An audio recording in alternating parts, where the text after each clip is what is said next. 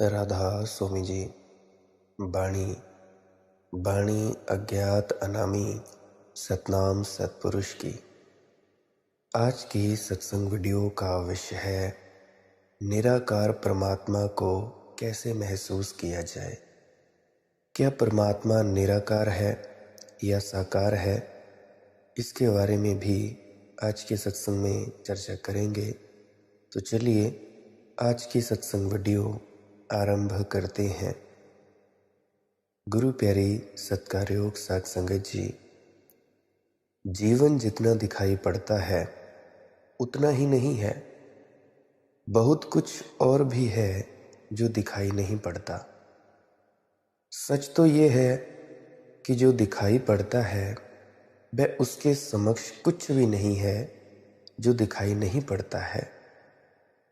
एक वृक्ष को हम देखें, आकाश में फैली हुई शाखाएं दिखाई पड़ती हैं, हवाओं में नाचते हुए पत्ते दिखाई पड़ते हैं, सूरज की किरणों में मुस्कुराते हुए फूल दिखाई पड़ते हैं, लेकिन वे जड़ें नहीं दिखाई पड़ती हैं जिनके बिना ये वृक्ष बिल्कुल नहीं हो सकेगा। वे जड़ें पृथ्वी के नीचे छिपी हुई हैं और अगर कोई उन जड़ों को भूल जाए तो वृक्ष के प्राण उसी क्षण क्षीण होने शुरू हो जाएंगे। जो दिखाई पड़ता है वृक्ष, वह उस वृक्ष के ऊपर निर्भर है जो जमीन में नीचे छिपा है और दिखाई नहीं पड़ता। मनुष्य का जीवन भी जो दिखाई पड़ता है वह आकाश में फैले हुए पत्तों की तरह है, लेकिन जो नहीं दिखाई पड़ता परमात्मा, वह जड़ की तरह भीतर छिपा हुआ है। लेकिन उस परमात्मा से अगर हमारे संबंध छूटने शुरू हो जाएं, तो हमारे जीवन के पत्ते, फूल, शाखाएं सब कुम्हलानी शुरू हो जाती हैं। जड़ दिखाई नहीं पड़ती है, उसी तरह से परमात्मा भी दिखाई नहीं पड़ता है। जहाँ से जीवन फूटता है और विकसित होता है वही दिखाई नहीं पड़ता है। शायद उसका छिपा होना भी ज़रूरी है। जितना महत्वपूर्ण काम है वह छिपकर ही संभव हो पाता है। वह अंधेरे में, मौन में, शांति में, एकांत में संभव हो पाता है। जड़ों को हम सूरज की रोशनी में निकाल लें, फिर वे काम करना बंद कर देंगी। वे छिपकर काम करती हैं। ऐसे ही परमात्मा भी जीवन के सारे प्रकट के भीतर अप्रकट होकर काम करता है, लेकिन जो है वह हमें दिखाई पड़ता है आंखों से, और जो नहीं है हम सोचते हैं वह नहीं है। हम बहुत ज़्यादा पार्थिव ढंग से सोचते हैं। अगर एक फूल के पास एक कवि को ले जाएं, एक प्रेमी को ले जाएं, एक चित्रकार को ले जाएं, तो उसी फूल में बहुत कुछ दिखाई पड़ता है जो हमें दिखाई नहीं पड़ता। और अगर फूल के सौंदर्य की बात करें तो हम कहेंगे, कहाँ है सौंदर्य? रंग है, आकार है, फूल में कुछ खनिज हैं, कुछ केमिकल्स हैं, कुछ पदार्थ हैं, सौंदर्य कहाँ है? शायद फूल को प्रेम करने वाला सौंदर्य को निकालकर अलग दिखा भी नहीं सकता। शायद वह कुछ भी नहीं कह सकता, हार जाएगा। ऐसे ही कुछ जीवन में जो महत्वपूर्ण है वह भी उनको ही दिखाई पड़ता है जो देखने के लिए रिसेप्टिविटी, एक ग्राहकता अपने भीतर पैदा कर लेते हैं, अन्यथा दिखाई नहीं पड़ता। लेकिन हमें तो अपने ही भीतर जो है वही दिखाई नहीं पड़ता। हम बाहर भटकते हुए लोग हैं, हमारी आंखें बाहर बाहर घूमती हैं और जीवन समाप्त हो जाता है। और जो भीतर था उससे हमारी कोई पहचान भी नहीं हो पाती। ये जो हमारे भीतर है इसका ही नाम परमात्मा है, लेकिन कैसे उसे खोजें? थोड़ी सी बातें इस संबंध में समझ लेनी ज़रूरी है। निराकार परमात्मा को कैसे खोजें? आकार का तो आपको मैंने थोड़ा सा बताया। आदमी के व्यक्तित्व के 3 तल हैं, एक शरीर, दूसरा मन, तीसरी आत्मा। शरीर से हम सबकी पहचान है। शरीर सबसे ऊपर का तल है, इसलिए सीधा दिखाई पड़ जाता है। उसे देखने के लिए कोई प्रयास नहीं करना पड़ता। जैसे किसी भवन के बाहर की दीवार रास्ते से चलते हुए दिखाई पड़ जाती है, भवन के भीतरी कक्ष नहीं दिखाई पड़ते। दीवार तो चलते ही दिखाई पड़ जाती है, क्योंकि वह बाहर है। जो बाहर है वह बिना प्रयास के दिखाई पड़ जाता है। असल में वही दिखाई पड़ता है बिना प्रयास के जो बाहर होता है। जो भीतर है उसके लिए कुछ प्रयास करना होगा, भीतर जाना पड़ेगा। अगर कोई किसी मंदिर के देवता को खोजना चाहे तो मंदिर के भीतर जाना पड़ेगा। अगर कोई मंदिर की दीवारों को ही देखना चाहे तो बाहर घूमकर ही लौट आ सकता है। शरीर हमारे जीवन के मंदिर के बाहर का परकोटा है। उसके भीतर मन है। मन की भी थोड़ी बहुत झलक हमें मिलती है। मन का भी थोड़ा बहुत ख्याल हमें होता है, क्योंकि दुख होता है, सुख होता है, क्रोध होता है, प्रेम होता है, शरीर को भूख लगती है, प्यास लगती है। ये सारी खबरें जिसे होती है, शरीर को तो ये खबरें नहीं हो सकती। शरीर के भीतर कोई है जिसे ये पता चलता है कि भूख लगी, जिसे पता चलता है कि पैर में तकलीफ है। पैर को ये कभी पता नहीं चलता कि पैर में तकलीफ है। सिर को कभी पता नहीं चलता कि सिर में दर्द है। दर्द किसी और को पता चलता है। ये जो पता चलता है उससे थोड़ी सी झलक हमें भी मिलती है कि शरीर के भीतर मन जैसी भी कोई बात है। उसका भी थोड़ा सा अनुमान है, अनुमान ही होता है, लेकिन उसके पीछे भी और कोई है, उसका हमें अनुमान भी नहीं हो पाता, उसका हमें ख्याल भी नहीं हो पाता। मंदिर की दीवार से हम परिचित होते हैं, कुछ भीतर की दहलानों से परिचित होते हैं, लेकिन गर्भगृह से जहाँ देवता का निवास है उससे हम बिल्कुल ही अपरिचित रह जाते हैं। कुछ कारण है, उनको समझ लें तो कुछ वृत्ति उस तरफ उठनी शुरू हो सकती है। शरीर के तल पर कुछ भूख है, कुछ प्यास है। मन के तल पर भी कुछ भूख है, कुछ प्यास है, और आत्मा के तल पर भी कुछ भूख और प्यास है। शरीर के तल पर जो भूख है उसे हम पूरा करते रहते हैं। शरीर मांग करता है। अगर शरीर को उसकी ज़रूरत पूरी ना हो तो शरीर कष्ट में पड़ जाता है। अगर भूख लगी है और रोटी ना मिले तो शरीर कष्ट में पड़ जाएगा। कष्ट का मतलब है वह ज़ोर से मांग करने लगेगा कि रोटी दो। कष्ट का मतलब है वह ये कहने लगेगा अगर रोटी नहीं मिली तो मैं काम करने से इनकार करता हूँ। कष्ट का मतलब है वह कहेगा कि अगर रोटी नहीं मिलती तो मैं मरता हूँ। कष्ट का मतलब है इस बात की खबर कि शरीर सहयोग छोड़ रहा है, इनकार कर रहा है, कोऑपरेट करने से इनकार कर रहा है। आपको रोटी देनी पड़ेगी, पानी देना पड़ेगा, हवा देनी पड़ेगी, कपड़े देने पड़ेंगे, गर्मी सर्दी की हिफाजत करनी पड़ेगी। शरीर पूरे वक्त अपनी मांग कर रहा है। शरीर की ये मांगें अगर पूरी न की जाए तो कष्ट मालूम पड़ेगा। कष्ट का अर्थ है शरीर की मांग का पूरा ना होना। और अगर मांगें पूरी कर दी जाए तो कोई सुख मालूम नहीं पड़ेगा। ये समझ लेना बड़ा ही ज़्यादा ज़रूरी है। शरीर का स्वभाव है कि उसकी मांग पूरी ना हो तो वह कष्ट अनुभव करेगा। मांग पूरी हो जाए तो बात खत्म हुई, कोई सुख अनुभव नहीं होगा। लेकिन हम कहते हैं कि जब ठीक खाना मिल जाता है तो बड़ा सुखद लगता है। हम कहते हैं जब रात ठीक नींद आ जाती है तो बड़ा सुखद लगता है। उस सुखद का अर्थ है कष्ट का अभाव। वह सुख निगेटिव है। उस सुख की कोई पॉजिटिव, कोई विधायक स्थिति नहीं है। पेट में भूख लगी है तो कष्ट मालूम होता है। रोटी पेट में डाल दी गई है तो अब कष्ट मालूम नहीं होता है। इसी को हम सुख समझ लेते हैं। इसीलिए जिसको निरंतर रोटी मिलती रहती है, जिन्हें निरंतर कपड़े मिलते रहते हैं, जिन्हें निरंतर शरीर को कष्ट का कोई अवसर नहीं आता, वे बड़े परेशान हो जाते हैं। क्योंकि उन्हें सुख का जो अनुभव होता है रोटी खा लेने से, कपड़े मिल जाने से, वह भी बंद हो जाता है। गरीब आदमी की तकलीफ होती है कि उसका शरीर कष्ट में है। अमीर आदमी की तकलीफ होती है कि उसे सुख बिल्कुल नहीं मिलता।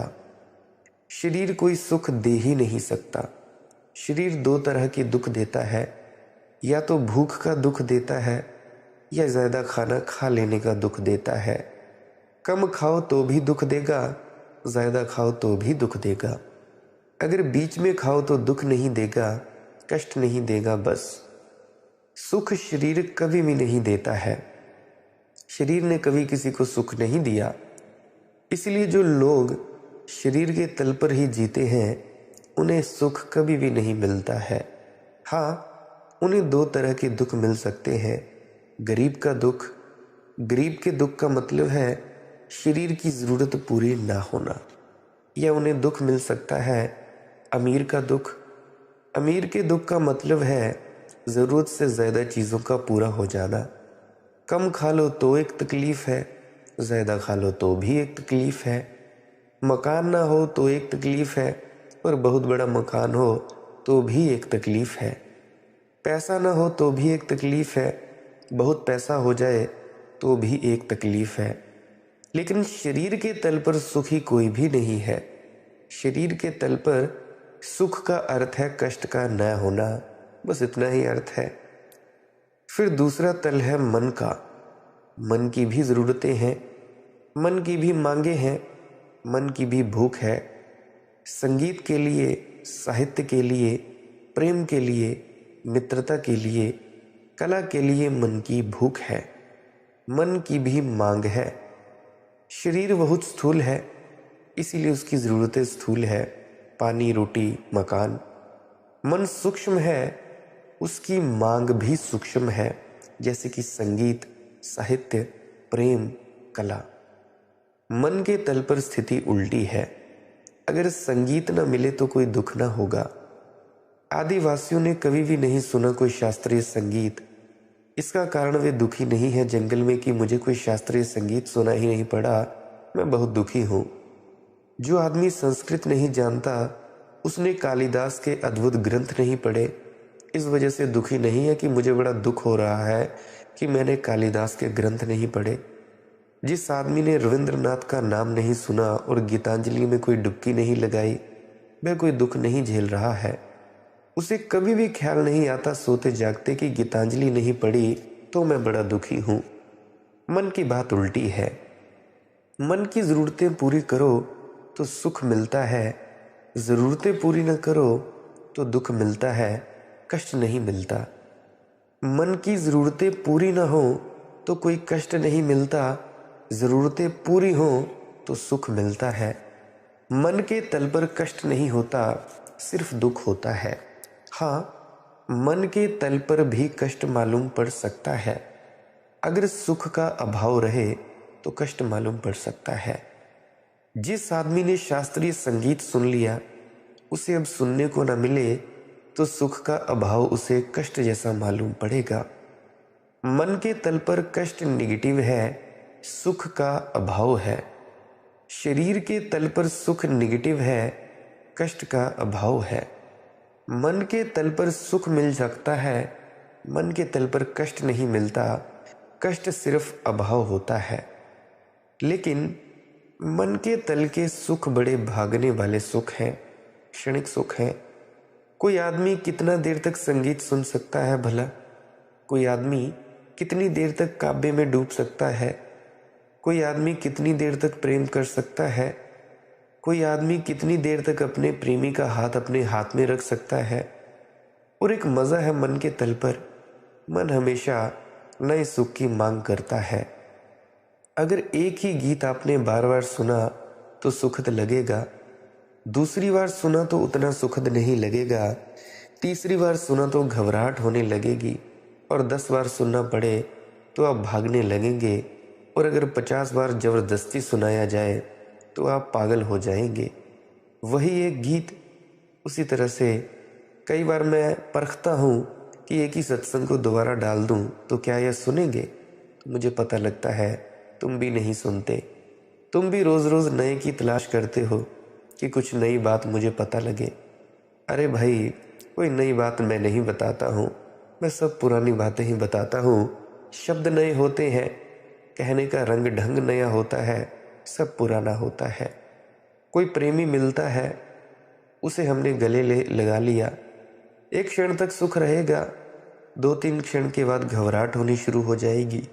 अगर आधा घंटे तक गले से लगाए रखना पड़े तो ऐसा लगेगा कोई जहर मिल जाए तो खा लें और मर जाए।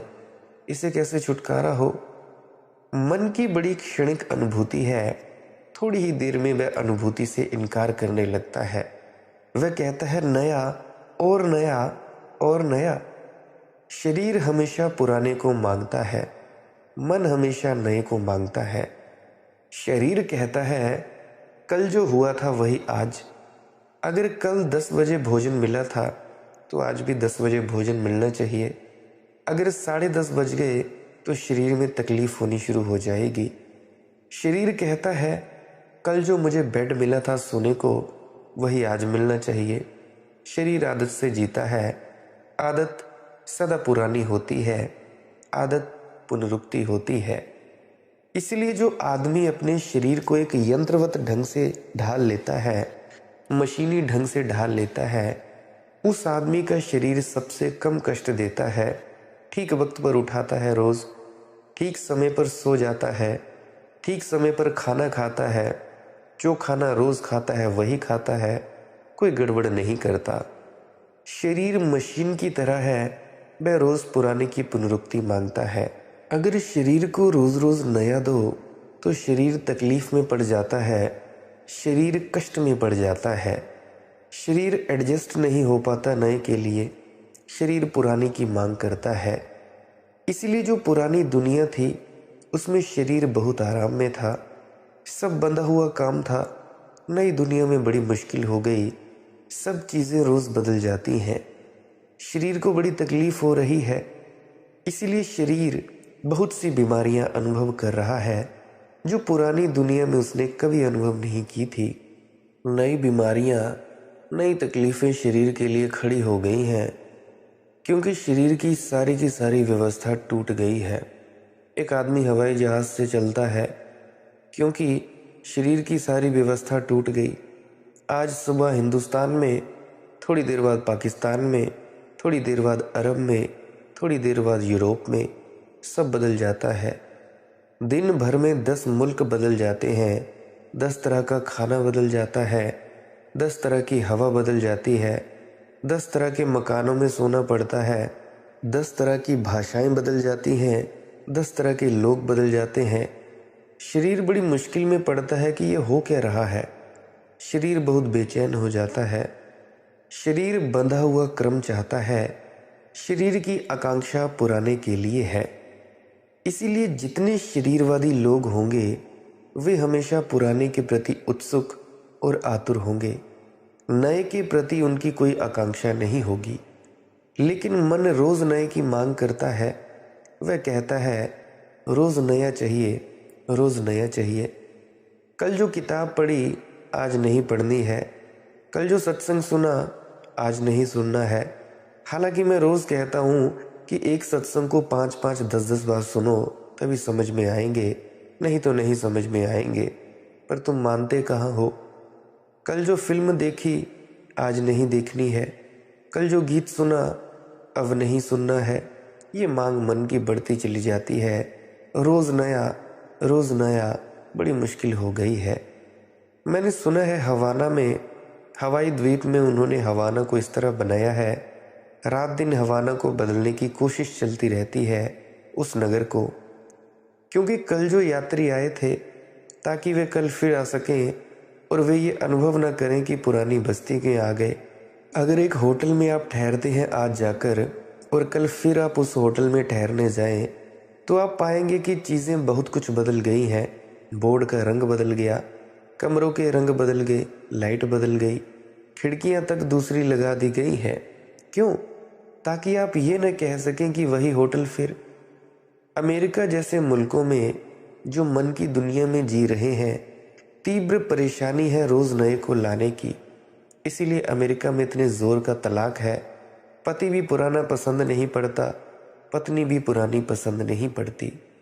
हिंदुस्तान में तलाक जैसी बात हमारी कल्पना में नहीं आती। हमने विवाह को शरीर के तल पर बांध रखा है।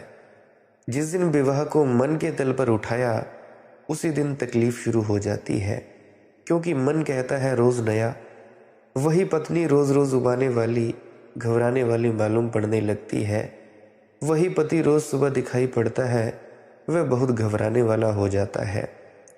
मैंने सुना है एक अमेरिकी अभिनेत्री ने जीवन में 32 विवाह किए, और जब उसने 31वां विवाह किया तो 15 दिन बाद पता चला कि यह आदमी एक दफ़ा और उसका पति रह चुका है। इतनी जल्दी जल्दी बदलाहट की थी कि फुर्सत कहाँ रही याद रखने की कौन आदमी कितनी बार बदल गया है, क्या हुआ है। अगर मन के तल पर विवाह को लाया गया तो विवाह टिकने वाला नहीं है। वह क्षण क्षण में बदलने की मांग वहाँ भी शुरू कर हो जाएगी। और अभी तलाक है, कल तलाक भी ऐसा लगेगा कि तलाक में भी 2-3 साल लगते हैं, शादी विवाह करो। इसीलिए नए नए प्रयोग वहाँ चल रहे हैं। ट्रायल मैरिज है कि शादी मत करो, पहले ट्रायल करो, अगर ट्रायल में ही ऊब जाओ तो झंझट ख़त्म कर दो। और एक बहुत बड़े आदमी ने, जज लिंडसे ने ट्रायल मैरिज की तारीफ़ की अमेरिका में, बहुत पुरानी बात है। और एक बड़ी किताब लिखी कि विवाह मत करो, सिर्फ प्रायोगिक विवाह करो, एक्सपेरिमेंटल करो, फिर जब तुम बिल्कुल पक्का कर लो तब करना। और मैं जानता हूँ कि अगर प्रायोगिक विवाह किया जाए तो कोई आदमी कभी पक्का निर्णय लेने की हिम्मत नहीं कर सकेगा।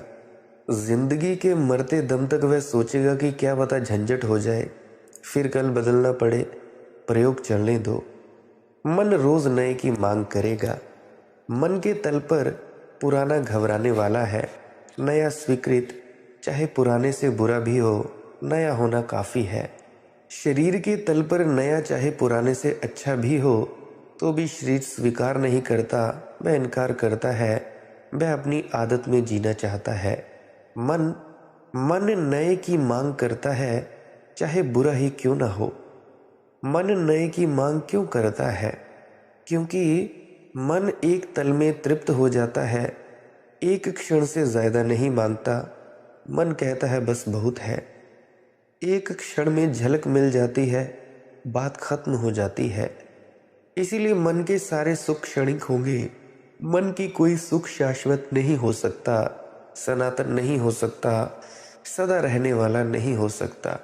आएगा और जाएगा, आ भी नहीं पाएगा और आप पाएंगे कि वह नया। यह है हरकत की दुनिया। 24 घंटे इस दुनिया में हरकत हो रही है। आपके शरीर में 24 घंटे हरकत हो रही है। ये जो आपको जो भी दीवारें दिखाई पड़ती हैं, अपने घर पे कोई भी चीज़ दिखाई पड़ती है, इसमें छोटे से छोटे हिस्से में हरकत हो रही है। वेव्स एंड वाइब्रेशंस हैं, इससे ये दुनिया बनी है। इस हरकत की दुनिया को ही हम कहते हैं मन की दुनिया, काल की दुनिया। ये बाहर जो भी कुछ बना हुआ है, ये आपके मन द्वारा ही बनाया हुआ है।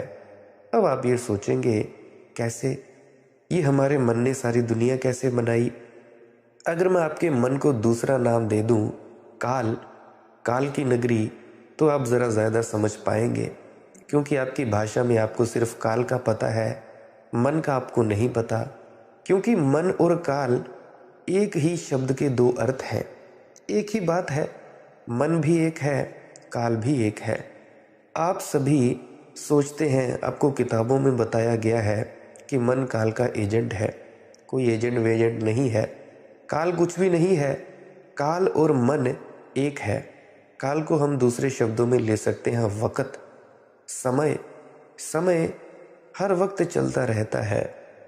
अब आप सोचते होंगे कि हमने बाहर की दुनिया कैसे बनाई, तो अब मैं आपको थोड़ा सा समझाना चाहूँ।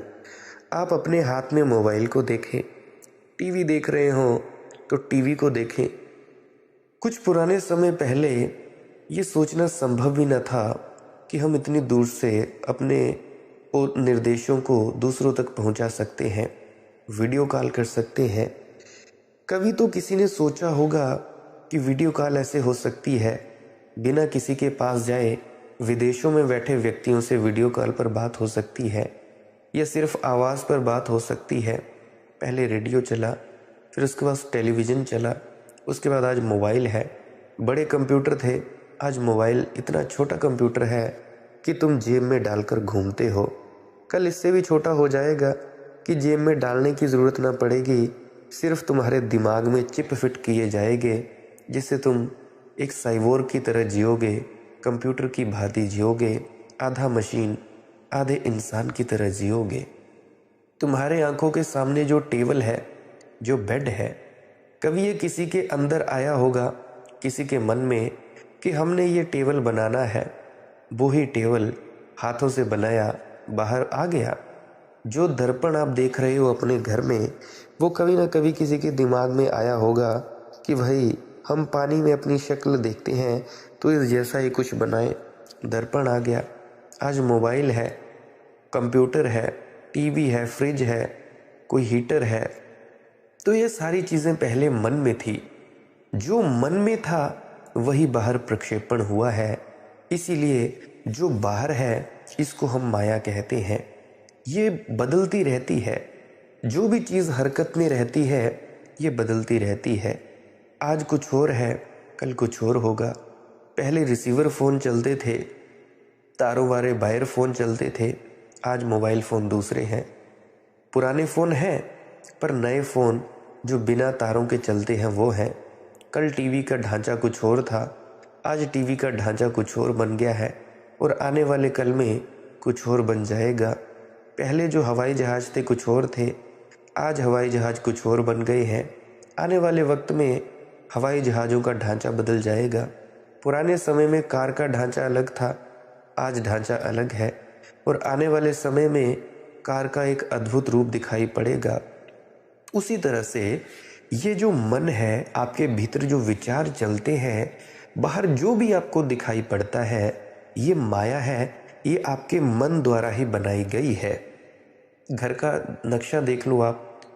अपने घर को जब आपने बनवाना शुरू किया था तो आपने सोचा होगा कि ये यहाँ बनवाएंगे, यहाँ पे बाथरूम बनवाएंगे, यहाँ पे रसोई बनाएंगे, यहाँ पे बैठने वाला कमरा, सोने वाला कमरा, काम करने वाला कमरा। सोचा तो होगा ना दिमाग में। या अगर आर्किटेक्चर से बनवाया है, किसी से नक्शा बनवाया है, तो नक्शा बनाने वाले ने भी पहले दिमाग में सोचा, फिर उसके बाद उसने बाहर बनाना शुरू किया। जिस व्यक्ति ने पहली बार ईंट का ख्याल किया होगा कि ईंट का ख्याल करना है, ईंट बनानी है, पक्की ईंट बनानी है, कच्ची बनानी है, या पत्थरों को घड़ के लगाना है, मन में आया होगा उसके, उसने अपने भीतर सोचा, ख्याल किया कि मैंने ये बनाना है, उसने बाहर पैदा कर दी। तो ये जो चीज़ें हैं किसी ने खुद से नहीं बनाई हैं, ये सिर्फ डिस्कवर होती हैं, खोज की जाती है, क्योंकि हर चीज़ पहले से ही बन चुकी है। जो भी आप सोच सकते हो, जो भी आप सोचना चाहते हो, ये आपकी क्षमता है सोचने की। हर चीज़ पहले ही बनाई जा चुकी है, बस उसकी खोज करना ज़रूरी है, डिस्कवर करना ज़रूरी है और आप बना पाओगे। अब देखो, कोई भी चीज़ है, अब न्यूटन के लॉज है, उनको कहा जाता है, न्यूटन के कानूनों को, कि उसने कानूनों की खोज की, ग्रेविटेशन की खोज की, गुरुत्वाकर्षण के कानून की खोज, ग्रामोफोन की खोज, टेलीविज़न की खोज, रेडियो की खोज। ये खोज क्यों कहा जाता है? क्योंकि कोई भी चीज़ नहीं बनाई जा सकती नई, क्योंकि जो भी चीज़ आप सोच सकते हो, जो भी चीज़ आप सोचने वाले हो, हर चीज़ पहले ही दिन पहले से ही बनाई जा चुकी है। बस आपने उसकी खोज करनी होती है कि इस चीज़ को ऐसे बनाया जाए। ये दुनिया है, ये माया का जगत है। फिलहाल आपके लिए दिखाई पड़ता है क्योंकि ये आपके मन का ही प्रतिबिंब है। जो आपने अपने मन में नक्शा तैयार किया, वही चीज़ घर की आप बाहर तैयार कर देते हो। उसी तरह से जो भी चीज़ आपको इस दुनिया में चाहिए, कोई भी मटेरियलिस्टिक चीज़, धन दौलत, पैसा, गाड़ी या और भी जो आप चाहते हो, दुनियावी चीज़, उसको आप अपने मन में कल्पना करो कि मुझे ये चाहिए और पूर्ण विश्वास करो, आपको वो चीज़ मिल जाएगी, पैदा हो जाएगी, कहीं ना कहीं से मिल जाएगी। कैसे? क्योंकि ये दुनिया मन की दुनिया है। बाहर जो दुनिया है मन का ही प्रक्षेपण है। जो आप अपने मन के भीतर सोचते हैं वही चीज़ें बाहर प्रकट होती हैं। आपने कभी सोचा कि जो दुख हैं, जो दुखी लोग हैं, वे दुखी ही क्यों रहते हैं? जो गरीब हैं वे गरीब ही क्यों रहते हैं? जो सुखी हैं वो सुखी ही क्यों रहते हैं? और जो आनंदित हैं वो आनंदित क्यों रहते हैं? जिनके पास पैसा है उनके पास और पैसा मिलता है, जो गरीब हैं वो और भी ज़्यादा गरीब क्यों होते चले जाते हैं? ये चीज़ें तो होती हैं क्योंकि बार बार आप अपने दिमाग में वही विचार सोचते हैं और वो विचार आपके शरीर को परिवर्तन देते हैं और उसी शरीर के परिवर्तन के हिसाब से आप वो कार्य करते हैं, तो आप इस संसार में दुखी होते हैं, सुखी होते हैं, या पैसे वाले होते हैं या गरीब होते हैं। बस एक सोच का खेल है, मन का खेल है। और इस हरकत की दुनिया में जो भी आप सोचोगे वो हो जाएगा। अच्छा सोचोगे अच्छा हो जाएगा आपके साथ, बुरा सोचोगे बुरा हो जाएगा आपके साथ। इसीलिए क्यों ना हम बढ़िया बढ़िया सोचें। देखो, कर्म बनते हैं सोचने से, बोलने से और हाथों से करने से। सबसे पहले आपने दिमाग में सोचा कि मैंने चाय बनानी है, फिर मुंह से बोला कि चाय बनाते हैं, फिर आप बनाने लगे और चाय आपने बनाई और पी ली। इस तरह से ये कर्म बनता है। उसी तरह से जब तुम किसी की निंदा या चुगली करते हो या किसी की बुराई करते हो, तो उससे क्या होता है, उससे आप बोलते हो। पहले मन में सोचा और आपने मुंह से बोला, फिर आपने किसी के मुंह पर बोल दिया, मुंह पर बोल दिया, हाथापाई हो गई, गाली गलौच हो गया, कर्म बन गया। उसी आपके कर्म का फल है, किसी ने आपको कहा। और निंदा चुगली करने से सामने वाले की जो शुभ भावनाएं होती हैं वो आप में नहीं आती, जो बुरी भावनाएं होती हैं वो आप में आ जाती हैं। आपकी शुभ भावनाएं उस व्यक्ति के अंदर चली जाती हैं। तो जितना दुखी सामने वाला व्यक्ति होता है उतने ही दुखी तुम हो जाते हो, चाहे उसे कोई भी दुख हो। तुम जितनी ज़्यादा किसी की निंदा चुगली करोगे, बुराई करोगे, उतना ही ज़्यादा तुम दुखी हो जाओगे। तुम्हें कभी सुख नहीं मिल सकता। आनंद की तो बात छोड़ो, ये सुख और दुख एक ही सिक्के के दो पहलू हैं, एक ही सिक्के के दो पहलुओं की तरह चलते हैं। अगर सुख आया तो दुख भी आएगा, दुख आया तो सुख भी आएगा। परंतु अगर आप अपने भीतर उतर गए, अपने मन के पार हो जाए, तो उसके बाद आपको आनंद मिलेगा। ये आनंद शाश्वत है। आप कभी सुखी और दुखी नहीं हो सकते। आप इस दुनिया की हरकत के हिसाब से नहीं चल सकते। तो मैं कहना क्या चाहता हूँ, जो चीज़ आपको दुनिया में चाहिए, चाहे आप गृहस्थ हो, अपने घर वालों का व्यवहार बदलना चाहते हो, पति का, पत्नी का, बच्चों का, कोई कहना नहीं मानता, अगर आप खुद का भी व्यवहार बदलना चाहते हो तो बस छोटे से काम किया करो। खाना बनाते वक्त एक ख्याल पैदा किया करो कि जो भी शख्स ये खाना खाए उसका मन शांत हो जाए, उसका व्यवहार ऐसा हो जाए वैसा हो जाए। या पानी पीते वक्त भी आप थोड़ी देर ख्याल करना उसको देखकर कि जैसे ही हम पानी पिएंगे हमारा गुस्सा शांत हो जाएगा, हमारा गुस्सा माफ़ी में बदल जाएगा। देखो, ये हरकत की दुनिया है, माया की दुनिया है। शरीर मन का ही ठोस रूप है। जो शरीर है ना, ये मन का ठोस रूप है। तो शरीर मन के हिसाब से चलता है, मन शरीर के हिसाब से नहीं चलता। और मन चलता है आत्मा के हिसाब से। मन गुलाम है आत्मा का, परंतु हमें आत्मा का कोई पता नहीं, इसीलिए हम शरीर और मन के तल पर ही जीते हैं और मन के तल पर ही फंसे रह जाते हैं। तो मैं कहता हूँ, पानी पीने से पहले ख्याल करें, जैसे ही हम ये पानी पिएंगे और हमारे अंदर जाएगा, हमारे अंदर शांति अनुभव होगी, हमारा गुस्सा मिटता जाएगा। तो ये पानी भी सुनता है, आपका शरीर भी सुनता है। और भूल कर भी अपने कभी शरीर को मजाक में भी बुरा भला ना कहें, क्योंकि शरीर ये नहीं समझता कि भाई क्या बुरा है क्या भला है। ये तो आपका विवेक ही समझ सकता है कि कौन सी चीज़ हमारे लिए अच्छी है, कौन सी चीज़ हमारे लिए बुरी है। अगर जहर का तसव्वुर करोगे, अगर अमृत का तसव्वुर करोगे, दोनों चीज़ें आपको मिलेंगी। ये आप पर है, आप कौन सी चीज़ चुनना चाहते हैं।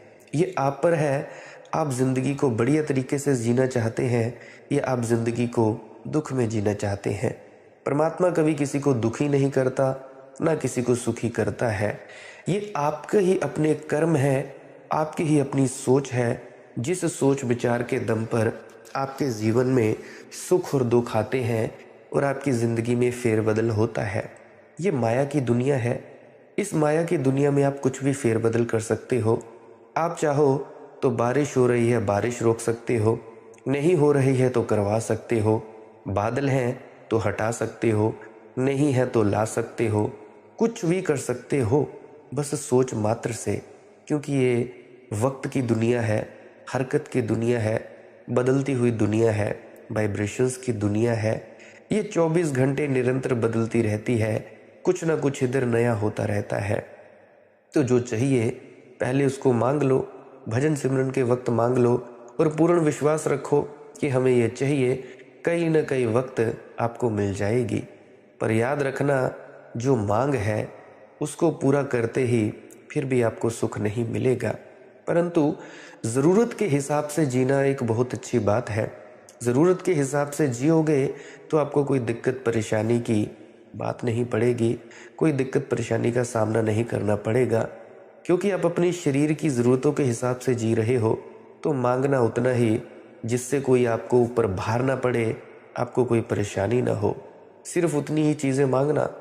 अगर उससे ज़्यादा मांगोगे तो परेशानी में पड़ जाओगे, दुख में पड़ जाओगे, ये एक और चीज़ आ जाएगी। अपने विचारों को देखो क्या कह रहे हैं। ये माया का जगत है। इस माया के जगत में जो भी आप ख्याल करोगे वो मिलेगा। इसीलिए अपने विचारों पर निगरानी करो, निरीक्षण करो। अब ये सवाल पैदा होता है कि विचारों पर निगरानी तो हम 24 घंटे नहीं कर सकते, तो आप क्या कर सकते हैं? आप अपनी भावनाओं को देख सकते हैं कि क्या महसूस कर रहे हो। दुख महसूस कर रहे हो तो मतलब विचारों में बदलाव ज़रूरी है। अच्छा विचार सोचना शुरू कर दो, सुख महसूस होना शुरू हो जाएगा। दुख, दर्द, पीड़ा, जेलसी, अहंकार पैदा हो रहा है, तुम देखो तुम्हारे विचारों में कोई ना कोई खामी है। तुम्हें अपना विचार बदलना होगा। जैसे ही विचार बदलोगे तुम्हें सुख की अनुभूति होएगी। तो इस तरह से आप अगर अपने विचारों पर निगरानी रखोगे, अपनी भावनाओं के अनुसार, तो आप अपने शरीर, इस यंत्र को इस दुनिया में बढ़िया तरीके से चलाने में कामयाब हो जाओगे। इस दुनिया की चीज़ों को बढ़िया तरीके से अनुभव करने में कामयाब हो जाओगे। अगर आपको अपने शरीर का ज्ञान नहीं, मन का ज्ञान नहीं, किस तरह से काम करता है, फिर तो आप भूल में ही पड़ जाओ कि आप कभी आनंद को उपलब्ध हो सकते हो। क्योंकि जो आदमी शरीर के तल पर जीता है, मन के तल पर जीता है, वो कभी पूर्ण परम आनंद नहीं पा सकता। यानी जहाँ कुछ भी नहीं है, जहाँ कोई न सुख है न दुख है, बस आनंद ही आनंद है, मस्ती ही मस्ती है। इसीलिए आपने शराबियों को देखा होगा झूलते हुए। ना तो उनको सुख होता है ना उनको दुख होता है, बस मस्ती होती है। ऐसे ही कभी इधर डोलते हैं, कभी उधर डोलते हैं, झूमते रहते हैं। कभी कभी इतने बेहोश हो जाते हैं, गिर जाते हैं नाली में, कुत्ते चाटते हैं, कोई कहीं होता है कोई कहीं, कोई गालियाँ निकाल देता है, कोई कुछ कर देता है। ये मस्ती बेहोशी की मस्ती है। पर जो शरीर और मन के तल के पार जाने की मस्ती है, ये होश की मस्ती है, ये बाहोश की मस्ती है, ये खुमारी है। बाबा नानक जी कहते हैं, नाम खुमारी नानका चढ़ी रहे दिन रात। मतलब कि नशा भी होता है और आपको होश भी होता है। इसीलिए आप ज़िंदगी से परेशान हैं। अगर आप अपने मन से परेशान हैं, बाहरी चीज़ें चाहते हैं, इस दुनिया की मटेरियलिस्टिक चीज़ें भोगना चाहते हैं, जो बाहर की चीज़ें हम भोगना चाहते हैं, तो आप इस तरह से इस चीज़ को काम में ले सकते हैं। इस सूत्र को जो मांगोगे वो मिल जाएगा, पर ज़रा ध्यान से मांगना, क्योंकि जो मांगोगे उसके लिए आपको बोझ भी उठाना पड़ता है। साफ नीयत रखना, अच्छा कर्म करना, अच्छी चीज़ मांगना। नहीं तो अगर कांटे बोओगे कांटे मिलेंगे, बुरी चीज़ बोओगे बुरी चीज़ मिलेगी। अगर आप फूल बोओगे फूल मिलेंगे, फलदार वृक्ष बोओगे फलदार वृक्ष मिलेंगे। ये जो आपकी मन की भूमि है, ये उपजाऊ भूमि है।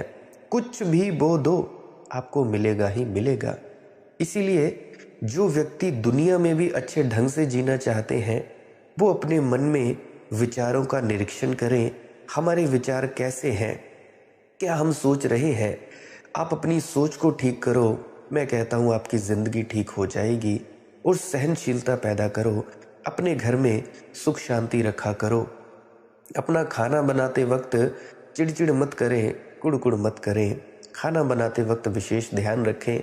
और एक मेरी बात याद रखना, जो भी स्त्रियां और पुरुष कुड़ते रहते हैं, जिनके मन में मैल है, जिनका मन साफ नहीं है और जो हर वक्त किसी के बारे में भला बुरा सोचते रहते हैं, उनका अंत समय ठीक नहीं होता है। कुछ का तो 6-6 7-7 साल बेड पे रहते हैं, मंजे पे रहते हैं, खाट पे रहते हैं। हमारे गांव में एक दादी थी, गालियां निकालती थी, कभी किसी को कुछ कह दिया, कभी किसी को कुछ कह दिया। एक गाली होती है मजाक में कि मजाक मजाक में चलो कोई बात नहीं, बुरा नहीं लगेगा, पर वो इतने गुस्से में रहती थी, 24 घंटे गुस्से में। कभी ये गाली, कभी उसको गाली, कभी उसका दिल दुखाया, कभी उसका दुखाया। और वो तंत्र मंत्र करने की कोशिश करती थी कि मैं कभी इसका बुरा कर दूं। तंत्र क्या है? तंत्र है अपने पूरे विचार का प्रयोग करके दूसरे के व्यक्ति के मन में एक ऐसा विचार डाल देना कि तू बीमार हो जाए, तो वो हो जाएगा। परंतु कमज़ोर दिमाग वालों पर ही ऐसा होता है, जिनको नामदान मिला है, जिनका दिमाग पक्का है, ताकतवर है, उन पर इस तंत्र का प्रयोग नहीं होता। तो वो ऐसा कुछ करती थी। तो जब वो मरी, मरने से 7-8 साल पहले वो मंजे पर पड़ गई, खाट पर पड़ गई, बेड पर पड़ गई। 6-7 साल उसने उस बेड पर भोगे, सब कुछ उसने बेड पर किया, पेशाब सब कुछ, पाखाना बेड पर किया, खाना खा नहीं होता था। तो गौर करना सत्संगियों, तुम खुद को व्यक्ति कहते हो, अच्छे इंसान बनो। अच्छे इंसान बनना बहुत ही ज़्यादा ज़रूरी है, नहीं तो तुम्हें दुख तकलीफ़ें आएंगी।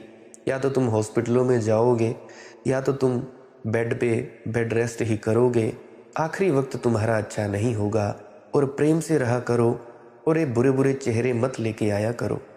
ये नहीं कि हम बड़े अध्यात्म हैं, हम बड़े आध्यात्मिक हैं, हम बड़े सीरियस चेहरे लेके घूमेंगे। नहीं भाई नहीं। कभी आपने अपने सदगुरु को देखा सीरियस चेहरे लेके घूमते हुए कि बड़ा गंभीर चेहरा है कि अभी मोक्ष को उपलब्ध हो जाएंगे? नहीं। खुशी से जियो, उत्सव से जियो, हंसी मजाक से जियो, क्योंकि जीवन को आनंद से जीना ही, आनंद से अनुभव करना ही हमारा मकसद है। अगर ऐसे जियोगे तो बहुत बढ़िया रहेगा। घर में ऐसा मातम का माहौल नहीं बनाना है कि कोई मर गया है। घर में खुशी का माहौल बनाओ।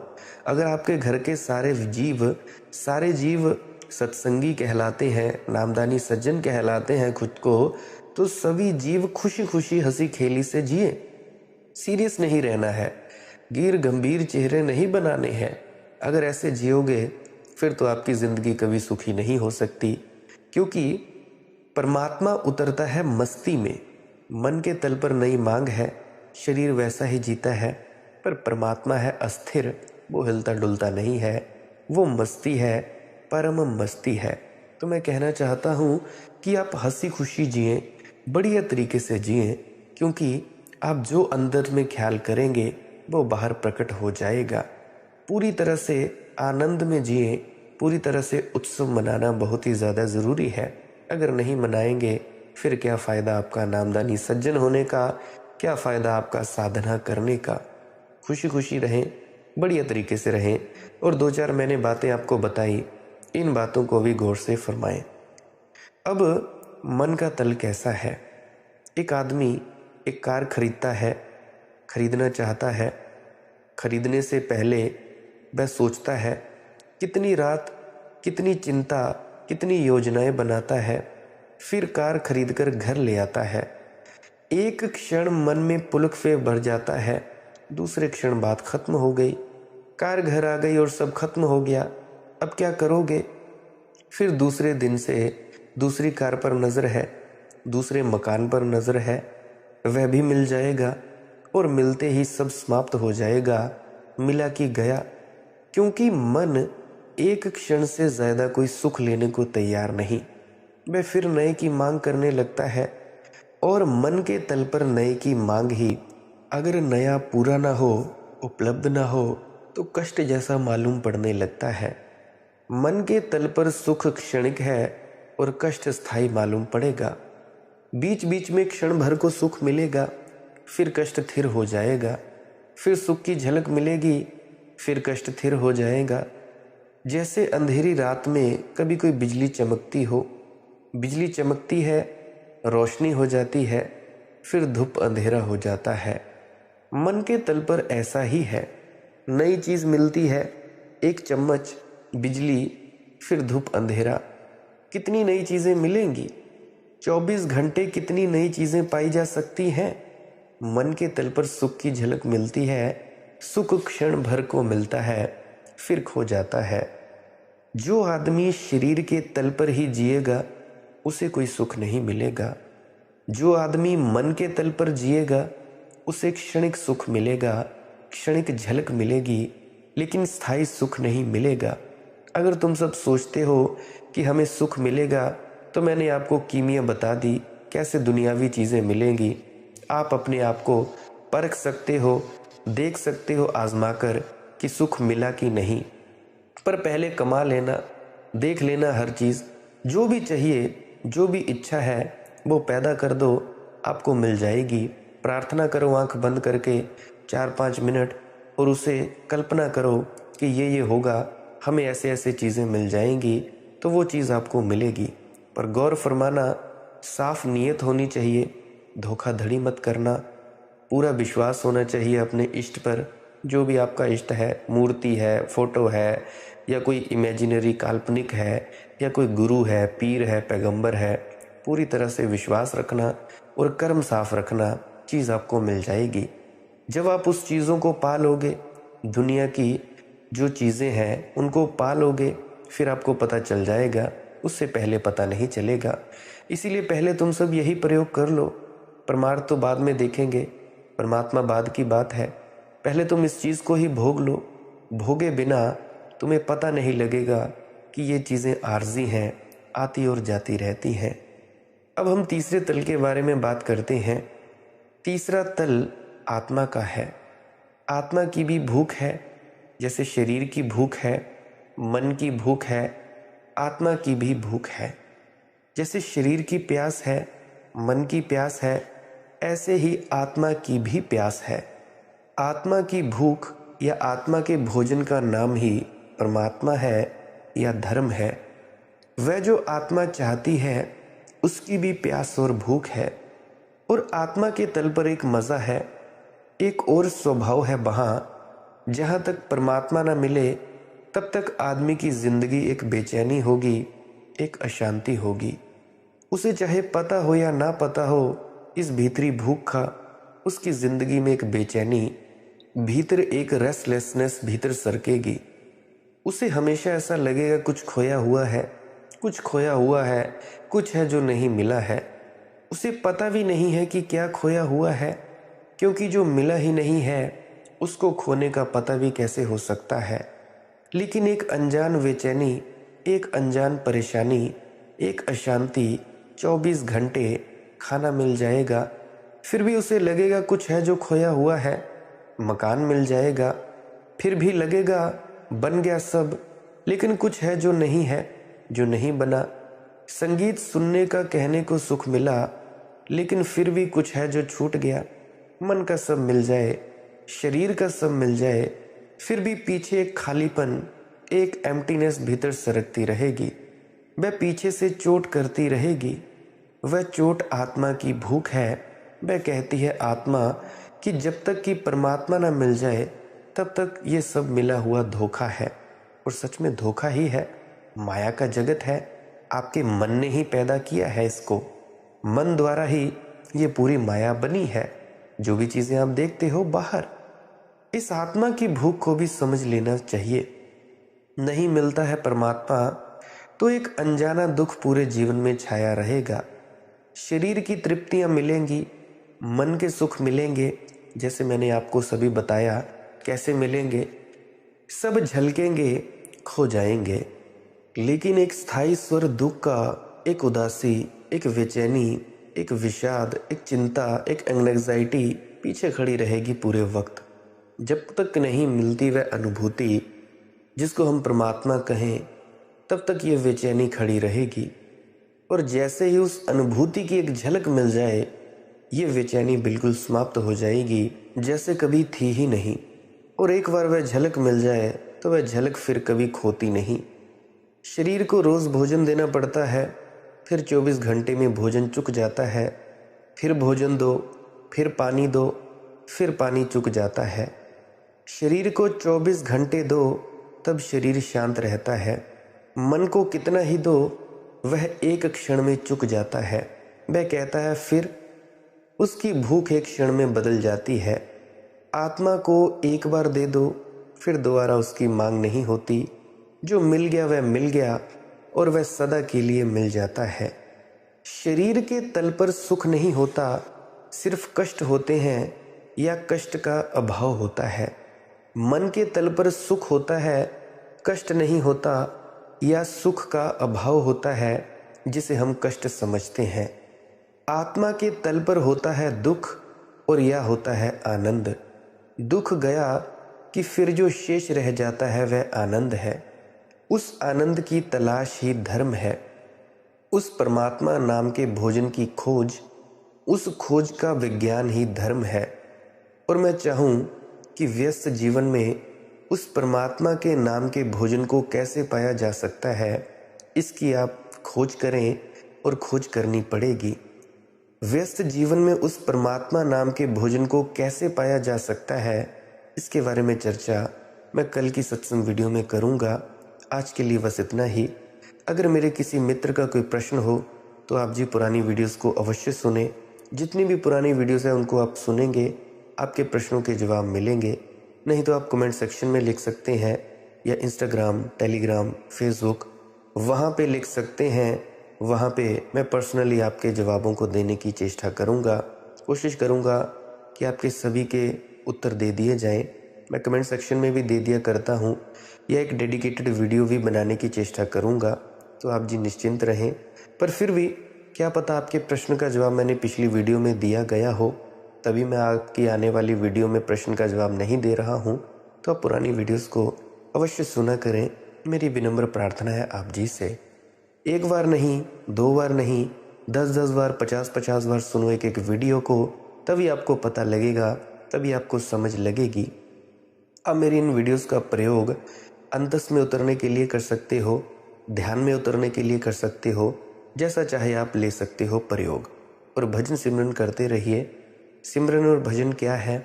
सिमरन है कुछ शब्दों का जाप करना, ताकि आपका मन एकाग्र हो जाए। लाखों हजारों विचारों में से आपका मन निकलकर एक विचार पैदा हो जाए, और उस विचार में आप अंदर एकाग्र हो जाएंगे। जैसे ही आप अंतस में एकाग्र हो जाएंगे, आपका मन अंदर टिकने लगेगा। फिर आपको धुन सुनाई देगी। फिर उस विचारों को, जो आपका एक विचार पकड़ा है, उसको छोड़ना है। फिर आप धुन सुनने में लगें। धुन के ज़रिए आपको उस परमात्मा तक पहुंचना है, जिसको सच्चिदानंद कहते हैं, जो आनंद स्वरूप है। धुन को सुनना है, बस बात ख़त्म हुई। उसको सुनना ही सुनना है। और अगर आपका ये जो सिमरन चल रहा है, 5 नाम का जाप चलता है, 3 नाम का, ये जितने भी नाम का आपने जाप लिया है, अगर ये चलता है तब भी कोई दिक्कत की बात नहीं है। तब भी आप उसको चलने दें, और आप अपने अंदर उस अनहद नाद या शब्द धुन को सुनते जाएं। गौर फरमाएं, सिमरन के वक्त आप शब्दों का जाप करें, या आपका कोई भी सद्गुरु है उसको ख्याल में ले लें। और उसके बाद क्या करना है, आपने जब भजन के लिए बैठना है तो सिर्फ धुन ही धुन सुननी है। कोई शब्दों का जाप खुद से नहीं करना है, मुंह से नहीं करना है। अंधेरी की तरफ देखते जाएं, रोशनी की तरफ देखते जाएं, और अपने किसी भी सद्गुरु का स्वरूप का ध्यान नहीं करना है। धुन सुनने में लीन हो जाना है। लेटे लेटे भी धुन सुन सकते हो, बैठे बैठे सुन सकते हो, आपकी मौज, जैसा मर्जी चाहे आप सुन सकते हो। अब कानों में दर्द होता है जब आप कानों में उंगलियां ठूसते हो, ये शुरू के लिए हैं कि आपको थोड़ा पता लग सके कि बाहर की आवाज़ ना आ सके।